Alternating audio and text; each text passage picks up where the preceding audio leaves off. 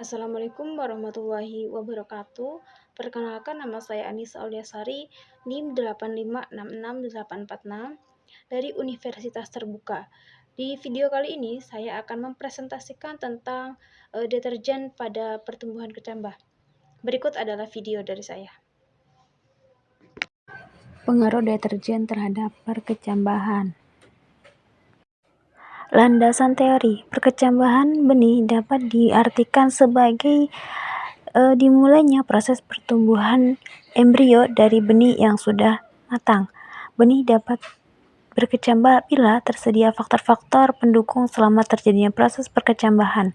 Perkecambahan merupakan proses metabolisme hingga biji dapat menghasilkan pertumbuhan dari komponen kecambah, yaitu plumula dan radikula.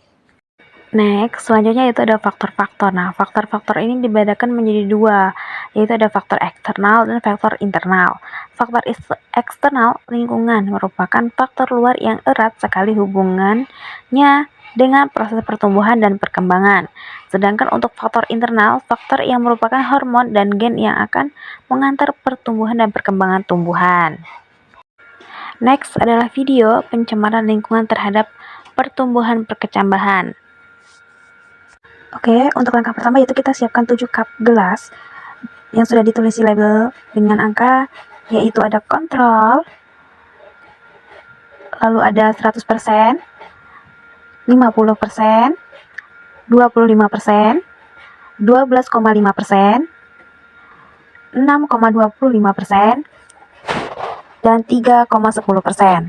Itu untuk cup yang kecil ya, atau alfa gelas. Nah, sedangkan yang untuk ukuran besar itu sama saja ya, ada kontrol 100%, 50%, lalu ada 25%, 12,5%, dan 6,25%, dan 3,10%. Nah, di sini saya menggunakan alfa botol ya, dipotong. Nah, ini adalah alat-alat yang digunakan.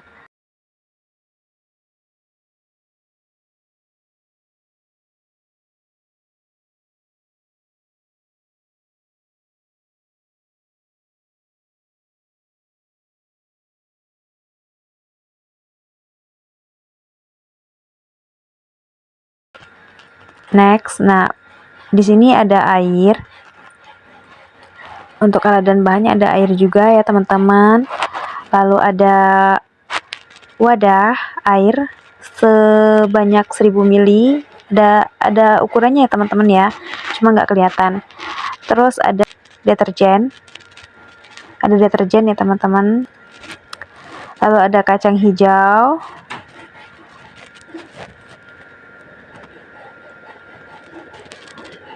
Ada mangkok sama ini ya untuk mengambil kacang hijaunya nanti. Dan yang selanjutnya yaitu ada seperangkat alat tulis. Lalu ada kapas. Ada penggaris digunakan untuk mengukur kecambah. Dan yang terakhir yaitu gerdus untuk menutup hasil nanti setelah direndam menggunakan air deterjen. Next, ini adalah ketika alfa gelas sudah diberi kapas ya teman-teman. Nah, ini ya teman-teman, sudah diberi label dan juga sudah diberi kapas.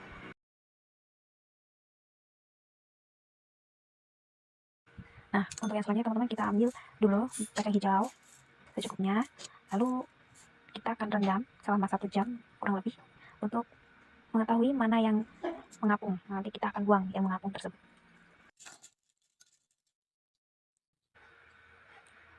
Nah, lalu kita ambil air sebanyak 1000 ml.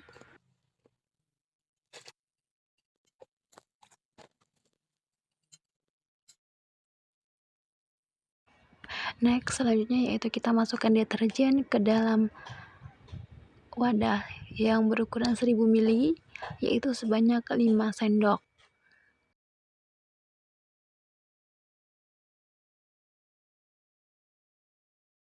Lalu kita aduk-aduk ya teman-teman sampai menyatu. Yang selanjutnya yaitu lalu kita tuangkan air deterjen ke label yang tertulis 100%. kita tuangkan hingga air di dalam wadah tersebut menjadi 500.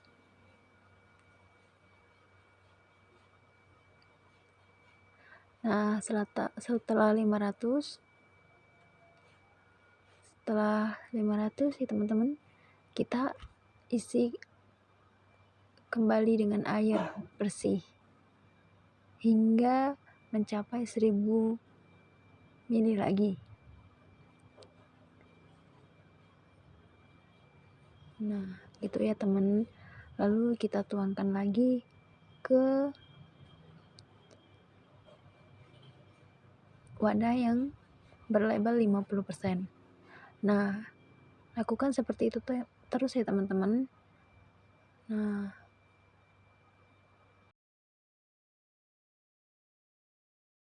lakukan terus-menerus hingga botol yang berlabel 3,10%.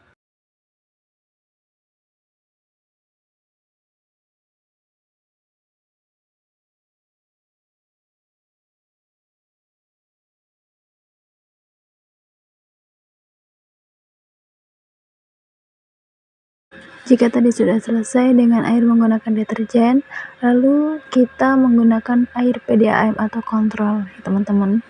Seharusnya ini dilakukan di awal tadi karena saya lupa, jadi saya lakukan di akhir. Tapi jangan lupa untuk dibersihkan terlebih dahulu ya teman-teman wadahnya, biar bersih dan tidak bau deterjen. Sama ya teman-teman, dari 1000 ml lalu tuangkan ke wadah kontrol hingga 500 ml.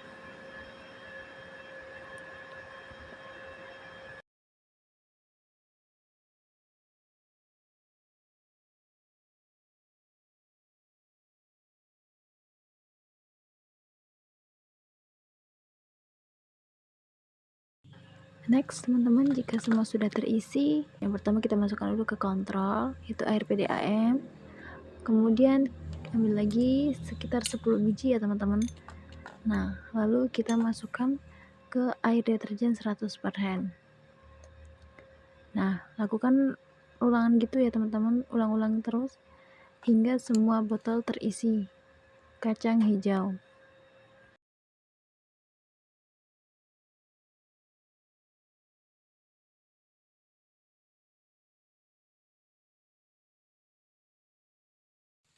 Jika semua sudah terisi kacang hijau, lalu kita diamkan terlebih dahulu selama 30 menit. A few moments later. Setelah kacang hijau sudah terendam air deterjen selama 30 menit, lalu setelah itu kita akan pindahkan ke dalam cup gelas. Nah, yang pertama itu kita tuangkan dulu kontrol. Nah, saya menggunakan alat ini ya teman-teman, supaya prosesnya lebih cepat, karena jika diambil secara langsung akan lama prosesnya. Nah, setelah itu kita ambil kacang hijau lalu kita masukkan ke dalam cup gelas. Nah, sesuai tulisannya ya teman-teman, jika kontrol lalu masukkan ke dalam yang kontrol.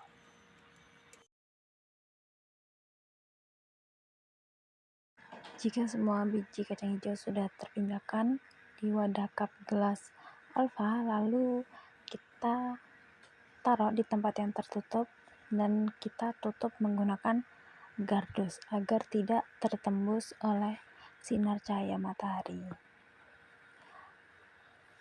Lalu kita akan amati besok setelah 24 jam. A few moments later. Saya akan melakukan proses pengukuran pada 24 jam pertama.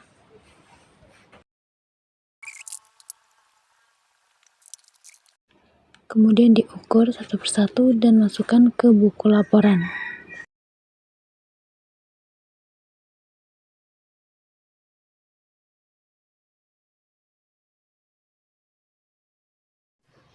Sekian video dari saya ucapkan terima kasih. Wassalamualaikum warahmatullahi wabarakatuh.